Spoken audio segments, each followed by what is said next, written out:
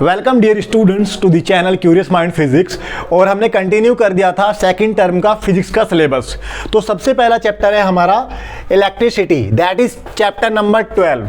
तो chapter number 12 है electricity और इसमें पहला टॉपिक है इलेक्ट्रिक करंट एंड सर्किट। तो आपने 8 क्लास में थोड़ा सा आइडिया लिया होगा करंट के बारे में, या शायद आप भूल गए होंगे। तो हम बोलते हैं करंट के बारे में कि इलेक्ट्रिक करंट क्या होता है, rate of flow of charge, rate of flow of charge is called electric current. ठीक है, तो बेटा यहाँ पे जो वर्ड आया है चार्ज, इस पे हमको फोकस करना होगा before understanding about the electric current. Because या तो आप इसको रट लेंगे या फिर एक तरीका यह है कि हम इसके थोड़े बैकग्राउंड में जा करके समझे कि चार्ज क्या है, बॉडी पे चार्ज आता कब है, करंट किसकी वजह से फ्लो होता है, कौन से इलेक्ट्रॉन्स होते हैं, उनको फ्री इलेक्ट्रॉन्स हम बोला करेंगे। ठीक है, तो स्टार्ट करते हैं इलेक्ट्रिक करंट। और सर्किट पे पहुंचने से पहले let us talk about the charge. तो किसी भी चीज़ को पढ़ने के लिए आपको सबसे पहले पता होना चाहिए कि वो जो चीज़ है जिसको हम स्टडी करने जा रहे हैं, that is physical quantity. Whatever physical quantity you are going to study, you should know about its representation. तो चार्ज को या तो हम स्मॉल q से रिप्रेजेंट करते हैं या कैपिटल Q से रिप्रेजेंट करते हैं। तो सबसे पहले मैं एक लाइन लिखने वाला हूँ, it is represented by Q। तो अगर आपको ऐसा लगे कि टाइम ज़्यादा लग रहा है तो you can increase the speed, आप इसको 1.5x करके देख सकते हैं, हालांकि मैं काफ़ी तेज़ बोलता हूँ। ठीक है, तो it is represented by Q।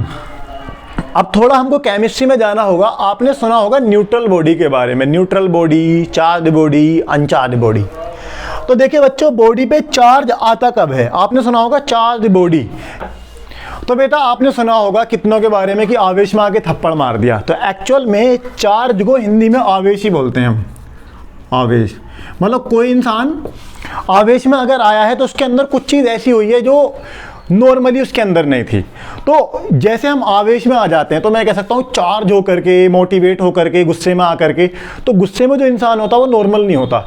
ऐसी जो बॉडी चार्ज बॉडी होती है वो न्यूट्रल बॉडी जैसी बिल्कुल भी नहीं होती है। तो सबसे पहले चार्ज समझने के लिए we need to understand about neutral body. Neutral body तो बेटा देखा जाए ना 10th में हम डायरेक्ट भी स्टडी कर सकते हैं, बट अगर आप सीख रहे हैं तो कुछ नया सीखिए, कुछ नया सीखिए और बेसिक जानिए और ये भी जानिए कि आखिर चार्ज है क्या चीज़। तो न्यूट्रल बॉडी क्या होती है, आपने केमिस्ट्री में पढ़ा होगा, जिस बॉडी में number of electron equal to number of proton होते हैं, जहाँ पे ये दोनों चीज़ें इक्वल होती हैं उसको हम बोलते हैं न्यूट्रल बॉडी। आपने ये भी पढ़ा है कि प्रोटॉन का चार्ज पॉजिटिव होता है, charge of A proton, charge of proton वो होता है पॉजिटिव और प्लस ई से रिप्रेजेंट करते हैं हम उसको। प्लस ई से क्यों रिप्रेजेंट करते हैं अभी देखते हैं। आप यहाँ पे देख सकते हैं इलेक्ट्रॉन के चार्ज के बारे में आपने पढ़ा होगा केमिस्ट्री में या फिर फिजिक्स में भी आपने पढ़ा होगा कितनी बार। चार्ज ऑफ इलेक्ट्रॉन, इलेक्ट्रॉन का जो चार्ज होता है वो होता है -E। तो यहाँ से हमको साफ साफ दिख रहा है कि ये प्लस ई है, ये -E है, दोनों का मैग्नीट्यूड सेम है। प्रोटॉन का जितना पॉजिटिव चार्ज है उतना ही इलेक्ट्रॉन का नेगेटिव चार्ज है। तो आप देख सकते हैं न्यूट्रल बॉडी में number of electron equal to number of proton. For example if I consider sodium atom, we know the atomic number of sodium atom is 11 and its electric configuration is 281। तो यहाँ पे 11 ही तो electron है और 11 ही क्या है, proton है। तो अगर हम इसके नेट चार्ज की बात करें, जो न्यूट्रल बॉडी हमारे पास है, इसके अगर हम नेट चार्ज की बात करें तो नेट चार्ज इस पर कितना होने वाला है, जितने इलेक्ट्रॉन उतने ही प्रोटॉन। तो इस पे 11 प्रोटॉन प्लस 11 इलेक्ट्रॉन। हम बात करने वाले चार्ज की, प्रोटॉन का चार्ज प्लस ही होता है तो हम यहाँ पे लिख सकते हैं 11E, और इलेक्ट्रॉन का चार्ज माइनस होता है तो हम लिख सकते हैं -11E। So -11E - 11E it will be 0। तो जो नेट चार्ज होता है न्यूट्रल बॉडी का वो होता है 0। तो चाहे तो ऐसे बोल दो, in a neutral body number of electrons are equal to number of proton, और we can say that net charge of the neutral body is 0। तो ये न्यूट्रल बॉडी है। हालांकि यहाँ पे चार्ज है पॉजिटिव नेगेटिव, बट वो इक्वल है, जितना पॉजिटिव उतना ही नेगेटिव। तो न्यूट्रल बॉडी आपको समझ में आ गया, हिंदी में उदासीन बोलते हैं। जैसे आप किसी भी काम को करने से पहले ये बोलते हो ना, मैं तो न्यूट्रल हूँ, मतलब अगर आप कहीं ले जाओगे चलूँगा, नहीं ले जाओगे नहीं चलूँगा। तो न्यूट्रल में मतलब कोई ऐसी चीज़ नहीं होती है कि किसी एक तरफ उसका रुझान होता है, ठीक है, इतनी बात समझ में आती है। अब अगर हम इसी एटम को कंसीडर करें वापस, तो ये जो सोडियम एटम है इसके पास 11 इलेक्ट्रॉन है, तो ये Na है। अब आपने पढ़ा होगा कि अगर कोई बॉडी अपना इलेक्ट्रॉन डोनेट कर देती है, अगर ये इलेक्ट्रॉन कहीं चला जाए, तो यहाँ पे 2,8, यहाँ पे बचे 10 इलेक्ट्रॉन। 10 इलेक्ट्रॉन अगर इस पे बचे तो अब इसके पास नेट चार्ज कितना है? अब इसके पास नेट चार्ज कितना होने वाला है? प्रोटॉन तो इसके पास अभी भी 11e है, और अब इसके पास इलेक्ट्रॉन बचे 10e, तो इसके पास में बचा +e। तो आप देख सकते हैं अगर सोडियम ने अपना एक इलेक्ट्रॉन किसी को दे दिया या किसी वजह से इस एटम से निकल गया, तो यहाँ पे नेट चार्ज इस पे आ गया +e, तो हम इसको रिप्रेजेंट करेंगे Na+, जिसको आप पॉजिटिव आयन या एनायन भी कहते हो। तो ये Na+ कब बना? जब इसने अपना इलेक्ट्रॉन किसी को दे दिया। और we can say that a body becomes a charged body when there is a transfer of electron। तो क्या होगा, या तो बॉडी इलेक्ट्रॉन गेन करेगी या लूज करेगी। तो यहाँ पे जब इसने लूज किया है तो इस पे पॉजिटिव चार्ज आ गया। तो बेसिकली चार्ज की जो बात हो रही है वो इलेक्ट्रॉन के चार्ज की बात हो रही है, ठीक है। अब हम बात करते हैं कि बॉडी पे नेगेटिव चार्ज कब आता है। यहीं पे पैरेलल कंसीडर कर लेते हैं हम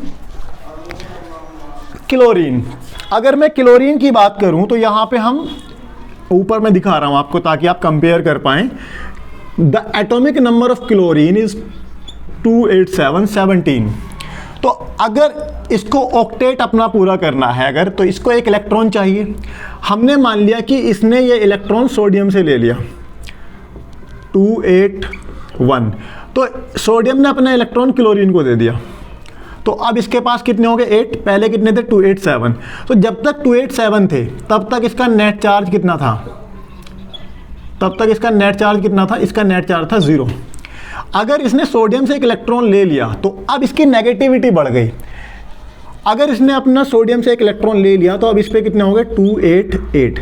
तो अगर मैं इस केस में नेट चार्ज की बात करूं तो इस केस में जो नेट चार्ज होने वाला है, अब इसके पास 18 इलेक्ट्रॉन हो गए, प्रोटॉन अभी भी 17 थे। तो अगर मैं इसके पास नेट चार्ज की बात करूं, नेट चार्ज का मतलब है ओवरऑल चार्ज कितना है। अगर अलग अलग देखेंगे तो अलग होगा। नेट चार्ज का मतलब समझ लो पहले। नेट चार्ज का मतलब ये है कि अगर हमारे पास में क्लोरीन है तो अगर हम प्रोटॉन के चार्ज की बात करेंगे तो 17e होगा प्लस का। अगर इलेक्ट्रॉन की बात करेंगे -17 होगा। लेकिन अगर पूरी बॉडी का चार्ज हम देख रहे हैं तो फिर वहाँ पे दोनों का चार्ज एक दूसरे को कैंसिल आउट कर देगा। जैसे नेट वेट मतलब ओवरऑल इफेक्टिव चार्ज कितना है, ठीक है। तो नेट चार्ज इस केस में इसके पास में 17 तो प्रोटॉन थे, अब 18 इलेक्ट्रॉन हो गए, तो -18 इलेक्ट्रॉन, क्योंकि इलेक्ट्रॉन का चार्ज नेगेटिव है। तो अब ये बचा -e। इसका मतलब जो कोई भी एटम इलेक्ट्रॉन लेगा तो इस पे नेट चार्ज कितना आएगा? -e, और हम इसको रिप्रेजेंट करेंगे Cl- से। तो Cl पे तो थे 17 इलेक्ट्रॉन 287, Cl- पे कितने इलेक्ट्रॉन हो जाएंगे? इस पे एक इलेक्ट्रॉन एक्सेस में आ गया, बढ़ गया, तो इसने नेगेटिविटी ले ली, ये नेगेटिव हो गया। और जिसने इलेक्ट्रॉन दे दिया अपना, नेगेटिविटी दे दी किसी को, तो उस पर पॉजिटिविटी बची। जिसने नेगेटिविटी ले ली उस पर नेगेटिविटी बची। तो basically whether the body is positively charge और negatively charge, electron is responsible, the transfer of electron is responsible for the body whether it is positively charged or negatively charged। तो आप यहाँ पे देख सकते हैं Na+ Cl- और ये दोनों मिलकर क्या बना देते हैं? NaCl। तो ये हम केमिस्ट्री में नहीं जा रहे उतना, तो इतना हमको समझ में आना चाहिए कि किसी भी बॉडी पे चार्ज तब आता है, बॉडी चार्ज तब होती है जब इलेक्ट्रॉन्स का ट्रांसफर होता है, चाहे पॉजिटिवली चार्ज हो चाहे नेगेटिवली चार्ज हो। तो बेसिकली ये तो हमने चार्ज बॉडी की बात करी कि बॉडी पे चार्ज कब आया। बॉडी पे चार्ज तब आया जब इलेक्ट्रॉन का ट्रांसफर हुआ एक बॉडी से दूसरी बॉडी में, चाहे वो गेन करे चाहे वो लूज करे। आप इसको रियल लाइफ में फील कर सकते हैं। कभी कभी हमारी कोनी ऐसे लग जाती है तो करंट से उतरता है। तो बेसिकली उस केस में भी क्या होता है, आपने स्टैटिक चार्ज के बारे में थोड़ा बहुत सुना होगा, नहीं सुनेंगे 12th में पढ़ेंगे। तो बेसिकली चार्ज इसका ट्रांसफर होता है। या फिर आपने कभी चेंज करते टाइम देखा हो, ये जो हमारे बाल होते हैं खड़े हो जाते हैं, तो ये भी किसकी वजह से होता है, जब इलेक्ट्रॉन्स का ट्रांसफ़र होता है, मतलब चार्ज, हमारे हेयर जो है चार्ज हो जाते हैं। या फिर एक एक्टिविटी आपने देखी होगी कि अगर हम किसी कोम को, स्केल को, पेन को अपने बालों से ऐसे रगड़ें और फिर पीस ऑफ पेपर को उठाएं तो ऊपर उठने लगते हैं, तो हम ये बोलेंगे कि कॉम पे चार्ज आ गया, जिसकी वजह से वो फोर्स लगाने लगा दूसरी बॉडी पे। तो अब हम कंडीशन में आगे चार्ज को डिफाइन करने की, बहुत ज़्यादा नहीं पढ़ना 10th के लेवल पे चार्ज के बारे में। तो देखिए, अब हमने एक बात और पढ़ी है कि अगर कहीं पे मैटर है तो वहाँ पे ज़रूर क्या है, एटम है, और अगर कहीं पे एटम है तो वहाँ पे इलेक्ट्रॉन भी ज़रूर होगा, क्योंकि एटम के अंदर न्यूट्रॉन, प्रोटॉन, इलेक्ट्रॉन। तो इलेक्ट्रॉन जो है सबसे फंडामेंटल पार्टिकल होता है। आपके मन में एक सवाल आ सकता है कि एटम को तोड़ा तो न्यूट्रॉन, प्रोटॉन, इलेक्ट्रॉन मिले, अगर हम इलेक्ट्रॉन के भी तोड़ दें उसके अंदर भी कुछ मिलेगा। तो अभी तक हम ये मानते हैं कि electron is the fundamental particle. Fundamental मतलब उससे छोटा कुछ नहीं हो सकता। तो इलेक्ट्रॉन का चार्ज भी फंडामेंटल होता है, नेगेटिव होता है, इसकी बात करेंगे, और इलेक्ट्रॉन सबसे छोटा पार्टिकल है। तो बेसिकली इलेक्ट्रॉन की वजह से ही चार्ज आया। तो हम जो चार्ज कंबाइन बोलेंगे वो बहुत सारे इलेक्ट्रॉन के चार्ज को एक सिंगल नाम चार्ज का दे देंगे। तो देखो बेटा, अगर कहीं पे एटम है तो उसके पास इलेक्ट्रॉन जरूर है, और इलेक्ट्रॉन के चार्ज को ही हम चार्ज बोलने वाले हैं। तो हम ये कह सकते हैं कि जो चार्ज है, चार्ज जो है, देखो अगर कहीं मैटर होगा तो वहाँ एटम जरूर होगा, एटम होगा जरूर इलेक्ट्रॉन होगा। वो जो इलेक्ट्रॉन का चार्ज है, इसको हम ई से रिप्रेजेंट कर रहे हैं, ये होता है -1.6 × 10⁻⁻19 कूलॉम। इलेक्ट्रॉन के चार्ज को हम बिल्कुल बेसिक चार्ज या फंडामेंटल चार्ज भी बोलते हैं, फंडामेंटल चार्ज, फंडामेंटल चार्ज। तो आप देख सकते हैं जो -19 पावर है, ये बता रही है कि इलेक्ट्रॉन का चार्ज कितना छोटा है। कूलॉम मतलब यूनिट ऑफ चार्ज, चार्ज को हम कूलॉम में मेजर करते हैं, जैसे वोल्टेज को वोल्ट में मेजर करते हैं, करंट को एम्पेयर में मेजर करते हैं, वैसे ही कूलॉम क्या है, सी से रिप्रेजेंट करते हैं, साइंटिस्ट का नाम है यूनिट ऑफ चार्ज। तो बेसिकली इलेक्ट्रॉन के चार्ज की हम बात करने वाले हैं। तो अगर कहीं पे मैटर है वहाँ पे एटम है, एटम है तो इलेक्ट्रॉन है। इसका मतलब अगर कहीं पे मैटर है तो वहाँ पे चार्ज ज़रूर होगा, भले से ही नेट चार्ज 0 हो, चार्ज तो बॉडी के अंदर है ना। तो जो चीज़ ऑलरेडी किसी में इनबिल्ट आती है, इनहेरेंट होती है, तो हम उसको क्या बोलते हैं, वो हमें विरासत में मिलती है। जैसे मान लिया किसी बच्चा, कोई बच्चा सिंगल है, मतलब अपने पापा की इकलौती औलाद है वो, तो जितनी भी प्रॉपर्टी उसके पापा के नाम थी या है वो उसके नाम होगी फ्यूचर में, उसके पैदा होने मात्र से वो चीज़ उसके नाम होने वाली है। तो हम ये बोलेंगे कि ये प्रॉपर्टी उसको विरासत में मिली है, पीछे से मिली है। तो ऐसे ही मैटर को विरासत में मिला है क्या, चार्ज। अगर कहीं पे मैटर है तो ज़रूर वहाँ पे चार्ज है। तो हम ये कह सकते हैं कि charge is the inherent property of matter, charge is the inherent property of matter. और बॉडी के चार्ज होने की वजह से वो दूसरी बॉडी पे क्या लगाती है, फोर्स लगाती है। जैसे मैंने एग्जांपल दिया था कि अगर किसी कॉम पे चार्ज आ जाता है बालों से रगड़ने के बाद में, तो पीस ऑफ पेपर को उठाना स्टार्ट कर देती है। ठीक है, जैसे ग्रेविटी है, तो ग्रेविटी के लिए इसके पास अगर मास है तो ज़रूर इस पर अट्रैक्शन की फोर्स लगेगी। बट ये जो फोर्स है, जो चार्ज की वजह से लगता है, ये तब लगता है जब बॉडी पे चार्ज आता है। इसके लिए हमको कुछ करना पड़ता है, रबिंग करें या कुछ भी करें, वो हम 12th में पढ़ेंगे डिटेल में। तो charge is the inherent property of matter, matter की इनहेरेंट प्रॉपर्टी है। ठीक है, यूनिट क्या होगा इसका, यूनिट क्या होगा इसका, कूलॉम। कूलॉम साइंटिस्ट का नाम है, और इसको रिप्रेजेंट किससे करेंगे, सी से। तो ये ऐसा यूनिट है, सिस्टम इंटरनेशनल। ठीक है, इतनी बात आपको समझ में आती है। तो ये होता है हमारा चार्ज।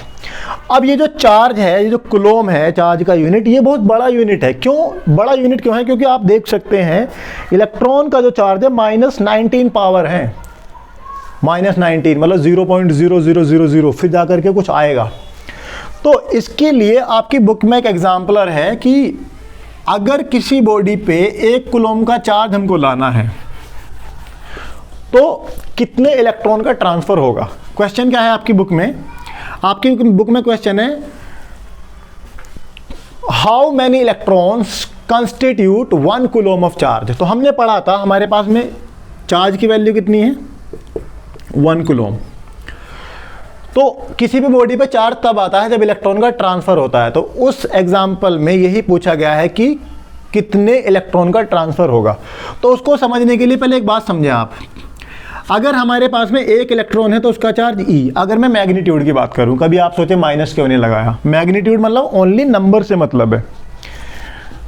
2 इलेक्ट्रॉन का चार्ज 2e, 3 इलेक्ट्रॉन का चार्ज 3e, और अगर मेरे पास में n इलेक्ट्रॉन हो तो n इलेक्ट्रॉन का चार्ज n इंटू ई, 1 का 1 इंटू ई, 2 का 2 इंटू ई, n का n इंटू ई। तो बेसिकली ये जो NE है, इस बात का क्या मतलब है? इस बात का ये मतलब है कि अगर किसी बॉडी में 100 इलेक्ट्रॉन का ट्रांसफ़र हुआ है तो उस पर चार्ज कितना हो गया? 100 इंटू ई, मतलब 100 इंटू 1.6 इंटू 10 की पावर माइनस 19 कूलॉम। सिर्फ मैग्नीट्यूड लिया है, हाउएवर इलेक्ट्रॉन का चार्ज नेगेटिव होता है, ये हमको पता होना चाहिए, ठीक है। तो 100 ई का मतलब क्या है कि बॉडी पे 100 इंटू ई चार्ज है, तो हम इसको कॉमन वे में बोल सकते हैं Q equals to N into E. तो ये सबसे पहला फॉर्मूला है हमारा इलेक्ट्रिसिटी वाले चैप्टर में, जो आपकी बुक में डिटेल्ड में नहीं मिलेगा आपको। Q का मतलब क्या है? देखो, E तो बेसिक चार्ज हो गया। अब किसी भी बॉडी पे कितना चार्ज है वो डिसाइड होगा नंबर ऑफ इलेक्ट्रॉन के ट्रांसफर से। तो Q क्या है? Q है total charge of the body, total charge. N क्या है बेटा? Number of electrons, number of electrons. और ये E क्या है? यहाँ पे E है charge of electron, charge of electron. तो ये हमारा फॉर्मूला है Q equals to N into E. तो इसका क्या मतलब है? बेसिकली इलेक्ट्रॉन के चार्ज को ही हम चार्ज का नाम देंगे। जैसे मान लिया किसी क्लास में 100 बच्चे हैं, तो उसको पुकारने के लिए क्या हम ऐसे बोलेंगे? 100 का नाम लेंगे। मान लिया 10th में 100 बच्चे हैं, हम बोलेंगे 10th class come out, for example 10th A section, 10th A come out, क्या हम 100 का नाम लेंगे? तो ऐसे ही हम ये नहीं बोलेंगे कि किसी बॉडी पे 100 E का चार्ज है, हम चार्ज का नाम दे देंगे। उसमें कितने इलेक्ट्रॉन है वो इस फॉर्मूले से पता चल जाएगा कितना चार्ज इस बॉडी पर है। तो बेसिकली इलेक्ट्रॉन के चार्ज की यहाँ पे बात चलेगी अल्टीमेटली। तो ये आपको समझ में आ गया, Q equals to N into E. Q total charge of the body, N number of electron, और यहाँ पे N की वैल्यू क्या रहने वाली है? N की वैल्यू इंटीजर फॉर्म में रहने वाली है, 1 2 3 4 इस तरह से बढ़ती जाएगी, ठीक है। ये समझ में आ गया आपको, स्क्रीनशॉट ले लेना इसका। अब क्वेश्चन है आपकी NCERT में कि 1 कूलॉम का चार्ज बनने के लिए, बॉडी पे आने के लिए कितने इलेक्ट्रॉन पार्टिसिपेट करेंगे। तो यहाँ पे देखिए Q की वैल्यू 1 कूलॉम है, हमने मान लिया N क्या है? अननोन है। तो N इलेक्ट्रॉन का ट्रांसफ़र होगा कितने चार्ज प्रोड्यूस करने में? 1 कूलॉम, 1 कूलॉम आने में। तो फॉर्मूला लगाएं अभी जो पढ़ा है, Q equals to N into E.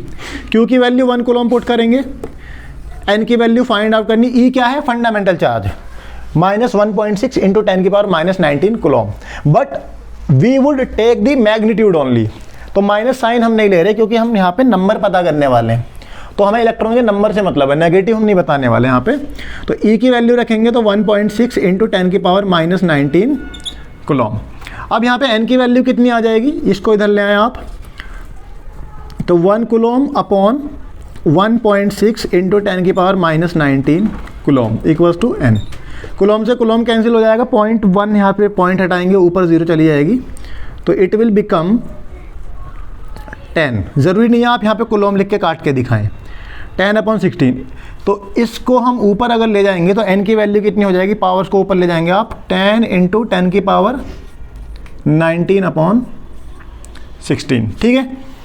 तो जब आप इसको सोल्व करेंगे सारी वैल्यू को, तो N की वैल्यू निकल के आएगी 6.25 इंटू 10 की पावर 18। अब इसका यूनिट क्या आने वाला? कुछ नहीं आने वाला, N एक नंबर है, तो इसका यूनिट कितना आ जाएगा? इसका यूनिट आएगा कुछ नहीं, बस यहाँ पे आप लिख सकते हैं इलेक्ट्रॉन्स, कि इतने इलेक्ट्रॉन्स का ट्रांसफ़र होगा। ये बात मैंने आपको क्यों बताई? आप देख सकते हैं 10 की पावर 18 का मतलब क्या है? बिलियंस ऑफ इलेक्ट्रॉन, अरबों खरबों इलेक्ट्रॉन का ट्रांसफ़र होगा, तब बॉडी पे 1 कूलॉम का चार्ज आएगा। इसका मतलब ये हुआ कि 1 कूलॉम बहुत बड़ा यूनिट है चार्ज का फॉर इलेक्ट्रॉन, क्योंकि आप देख सकते हैं माइनस 19 कूलॉम। तो ये कूलॉम है, बहुत बड़ा यूनिट है इलेक्ट्रॉन के हिसाब से। इतने इलेक्ट्रॉन का ट्रांसफ़र होगा तब जाकर के बॉडी पे सिर्फ 1 कूलॉम का चार्ज आएगा। तो इसके लिए हमें चार्ज के छोटे यूनिट यूज़ करने होंगे। ये आपको समझ में आ गया?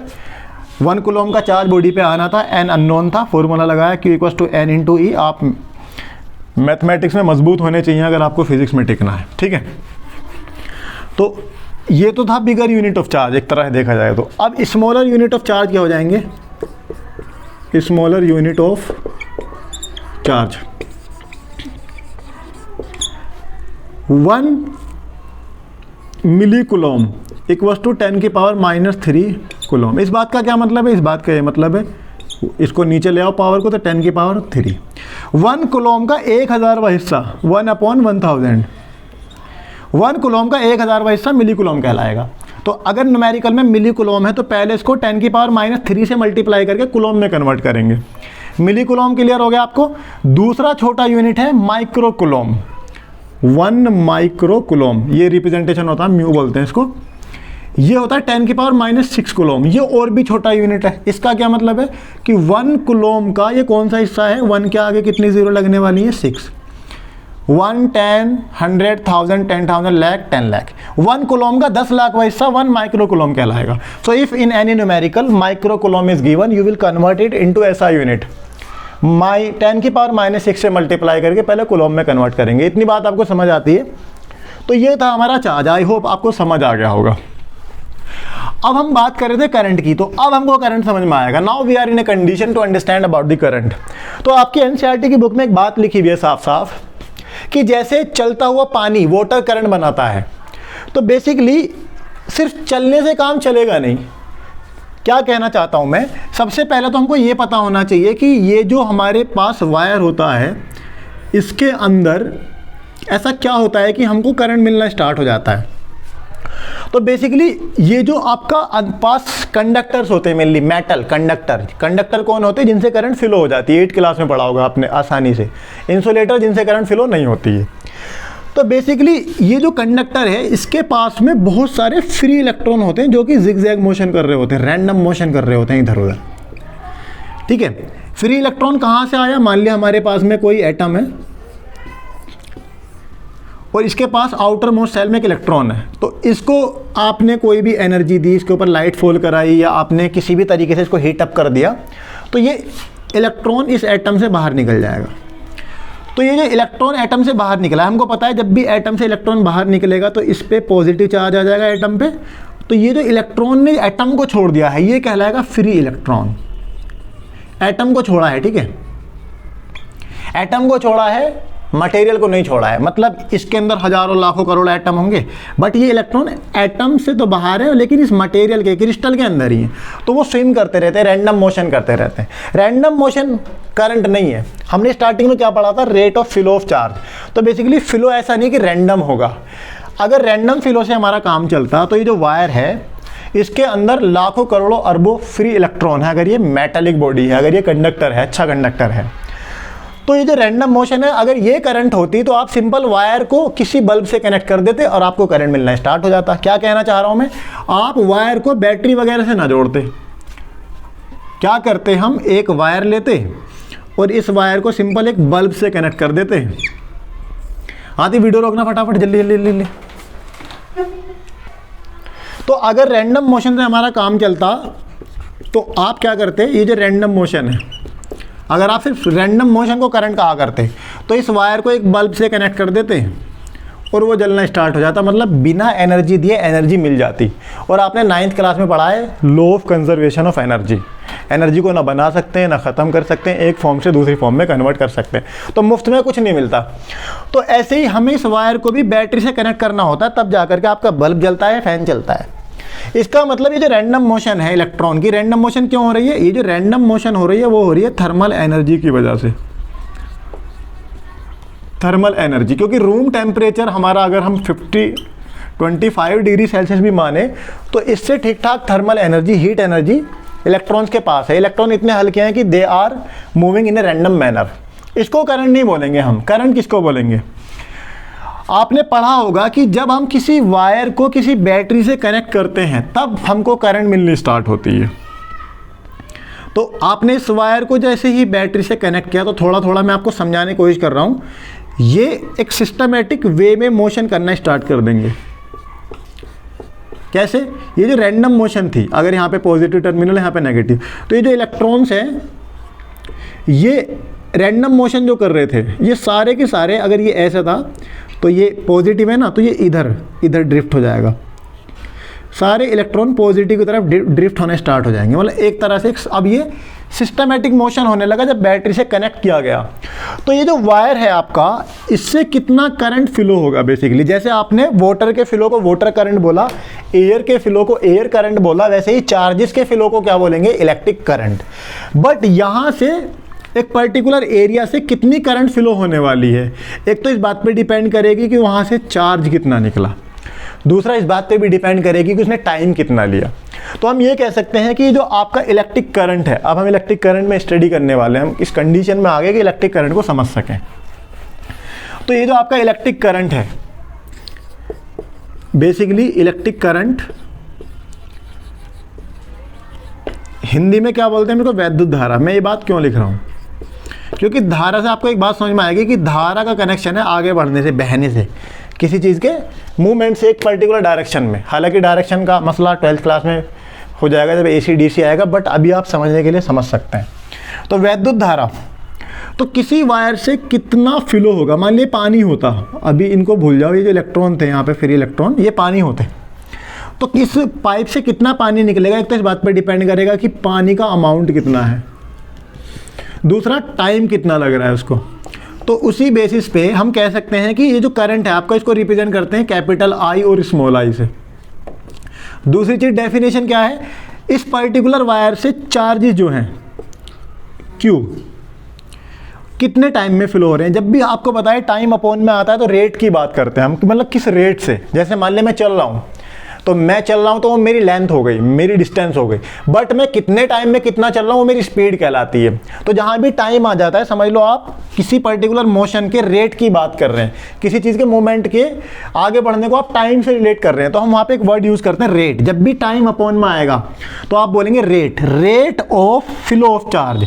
ये जो Q है ये क्या है, फ्लो ऑफ चार्ज।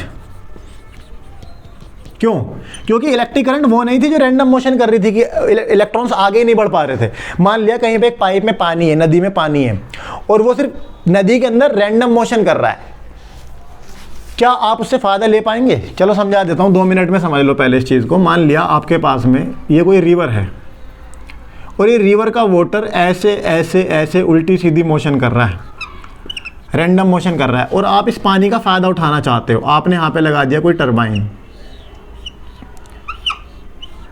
तो इस रैंडम वाटर की मोशन से, रैंडम मोशन से क्या कभी टरबाइन घूम पाएगा? ना टरबाइन घूमेगा, ना आप इसका फ़ायदा उठा पाएंगे। जैसे हम डैम बना करके क्या करते हैं, पानी ऊपर से गिराते हैं, टरबाइन घूमता है, जिससे जनरेटर घूमता है, इलेक्ट्रिसिटी प्रोड्यूस होती है। हाँ, लेकिन अगर यही वाटर कैसे होता, ऐसे फ्लो कर रहा होता, तो ये टरबाइन घूमेगा और आप इसका फ़ायदा उठाएंगे। तो मैं आपको इलेक्ट्रिक करंट की अगर देसी भाषा बताऊं, बिल्कुल फ्लो हो रहा है, आप उस फ्लो का फ़ायदा उठा रहे हो। बहती गंगा में हाथ धो रहे हो, लेकिन वो जो फ्लो है, वो जो बहाव है, वो ऐसा होना चाहिए जो हमारे काम का हो। तो अगर यहाँ पे टरबाइन नहीं भी होता तो वाटर तो फ्लो कर रहा था ना। तो ऐसे ही जब करंट फ्लो हो रहा होता है तो ठीक है, आपने बल्ब लगा दिया जल गया, फैन चला दिया चल गया, तो बेसिकली आप वो जो बहाव है, आप उस बहाव का फ़ायदा उठा रहे हो। तो वाटर की एनालॉजी से आपको चीज़ें जल्दी समझ में आती है। तो flow of charge per unit time.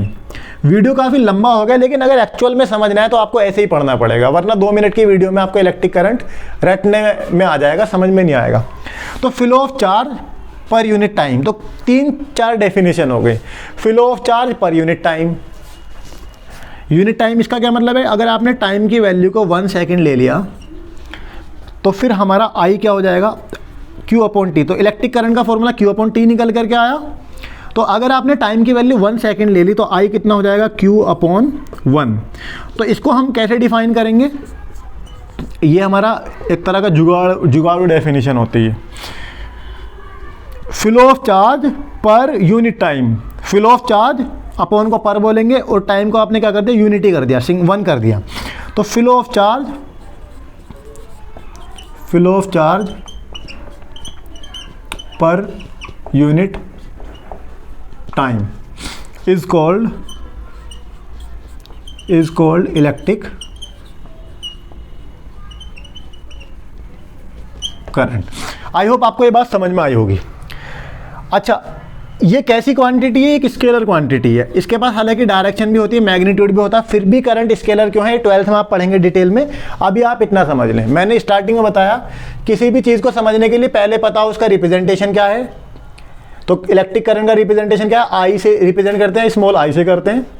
फिर उसकी डेफिनेशन आपको पता हो, उसका फॉर्मूला आपको पता हो, फॉर्मूला Q/T है, डेफिनेशन ये है, क्वांटिटी स्केलर है। अब एक चीज़ और बचती है, इसका यूनिट क्या है, आप इसको मीज़र किस में करेंगे। तो आपने देखा होगा आपके चार्जर पे लिखा रहता है एम्पियर वगैरह लिखा रहता है। तो वो एम्पियर ही इसका यूनिट होता है। तो यूनिट की अगर हम बात करें तो यूनिट के लिए हमेशा आपको रटना नहीं है, फॉर्मूला आपको पता होना चाहिए, Q/T। तो Q को आप किसी में मेज़र कर रहे हैं, कूलोम में, टाइम को सेकंड में कर रहे हैं, तो ये क्या हो जाएगा आपका कूलोम पर सेकंड, या फिर आपको ऐसे भी लिखा हुआ मिलेगा C सेकंड इनवर्स। ये सेकंड की पावर यहाँ पे 1 है, ऊपर जाके -1 हो जाएगी। SI यूनिट क्या हो जाएगा, SI यूनिट इसका हो जाएगा यही कूलोम पर सेकंड को मिला के एम्पियर ने अपने नाम पे इसका यूनिट रख दिया एम्पियर, और सिंबल इसका क्या हो जाएगा कैपिटल A। तो अगर कहीं पे ऐसे लिखा हुआ है कि value of electric current is 50 ampere, तो समझ लो वो इलेक्ट्रिक करंट की वैल्यू है। इतनी बात आपको समझ में आती है। तो कितनी बार एक नंबर में ये भी पूछ लेता है कि 1 एम्पियर किसको बोलेंगे, तो मैं यहाँ पे सारी चीज़ें आपको बताने वाला हूँ। 1 एम्पियर किसको बोलेंगे, 1 एम्पियर भी आपको रटना नहीं है। जैसे यूनिट के लिए फॉर्मूला पता हो, वैसे ही किसी भी चीज़ के 1 को डिफाइन करने के लिए 1 एम्पियर, 1 न्यूटन, 1 वॉट, कुछ भी हो, 1 एम्पियर के लिए आपको 1 एम्पियर करना है। 1 कैसे होगा, I का फॉर्मूला Q/T है, तो RHS को 1 करना है। क्या करना है आपको, Q की वैल्यू आप 1 ले लें, चार्ज की वैल्यू 1 कूलोम ले लें, टाइम की वैल्यू 1 सेकंड ले लें, तो हो गया डेफिनेशन। I की वैल्यू कितनी हो गई, 1 कूलोम पर सेकंड, और इसी को हम क्या बोलते हैं, एम्पियर। तो if 1 coulomb of charge is flowing in 1 second, then current will be 1 ampere. If 1 coulomb of charge is flowing in 1 second, then current will be 1 ampere. ठीक है, अब बात आती है कि मीज़र कैसे करेंगे करंट को। तो करंट को मीज़र करने के लिए पहले समझ लेते हैं यहाँ पे सर्किट। स्टार्टिंग में हमने लिखा था सर्किट। तो देखिए, जैसे हमारे चलने के लिए हमको रास्ता चाहिए, ठीक है, जैसे मान लिया हमको रास्ता चाहिए, रास्ता उबड़ खाबड़ भी हो चलेगा, बीच में गैप होगा तब भी हम यहाँ से कूद के भाग जाएंगे। बट इलेक्ट्रिक करंट का मामला ऐसा नहीं है। जैसे आपको पानी को फ्लो कराना है, वाटर को फ्लो कराना है, तो अगर बीच में से आप कट मार देंगे तो पानी आगे बढ़ नहीं पाएगा, लीक करेगा, थोड़ा बहुत आगे निकलेगा। तो ऐसे ही सर्किट क्या होता है, करंट का एक कंटिन्यूअस पाथ होता है। मान लिया इलेक्ट्रिक बल्ब है, यहाँ पे आपने सेल लगाई है, यहाँ पे आपने की लगाई है। अगर ये यहाँ डॉट है तो इसका मतलब करंट फ्लो हो रही है, और अगर डॉट नहीं है इसका मतलब ओपन सर्किट। फिजिक्स में ओपन का मतलब बंद होता है। तो ये जो बंद रास्ता है, अब आपने बीच में सर्किट में देख रहे होंगे एक ए बना हुआ है ऐसे, प्लस माइनस, और अभी वोल्टमीटर को हम नहीं दिखा रहे हैं। तो ये जो आपका बंद रास्ता है इलेक्ट्रिक करंट, यहाँ से करंट आई चलेगी और वापस ऐसे ही घूम जाएगी, वापस यहाँ पे आ जाएगी अगर ये क्लोज सर्किट है। तो continuous path of current, continuous हो और क्लोज्ड हो, और वहाँ पे क्या होना चाहिए, सोर्स ऑफ इलेक्ट्रिसिटी। तो इलेक्ट्रिक सर्किट क्या होगा आपका, एक तो वो होना चाहिए कंटिन्यूअस पाथ, कंटिन्यूअस पाथ हो एंड क्लोज पाथ हो, तो वो इलेक्ट्रिक सर्किट कहलाएगा। क्लोज पाथ मतलब अगर बीच में गैप हो गया तो करंट फ्लो नहीं हो पाएगी। कंटिन्यूअस और close path which has a source of electricity. क्यों, क्योंकि अगर बैटरी और सेल होगी नहीं तो करंट फ्लो होगा नहीं, फ्री में तो बल्ब जलेगा नहीं। तो ये जो पूरा सिस्टम है इसको हम इलेक्ट्रिक सर्किट बोल सकते हैं। तो ये एमीटर क्या है, ये जो ए है ये रिप्रेजेंटेशन है एमीटर का। एमीटर कुछ नहीं है, जैसे वोल्ट मीटर से वोल्टेज मेज़र करते हो आप, ऐसे ही अमीटर से करंट मेज़र करते हो। तो current is measured by ammeter, ठीक है। और एक नंबर में पूछता है कि अमीटर कैसे जोड़ते हैं सर्किट में, सीरीज में या पैरेलल में। तो अभी फिलहाल आप इतना याद रखो कि सीरीज क्या होता है, तो मैं यहाँ पे पॉइंट बना के लिख रहा हूँ, ammeter is connected in series. Series का क्या मतलब है, जैसे बैटरी है ना इसकी साइड में लग जाएगा, ऐसे भी हो सकता है ऐसे।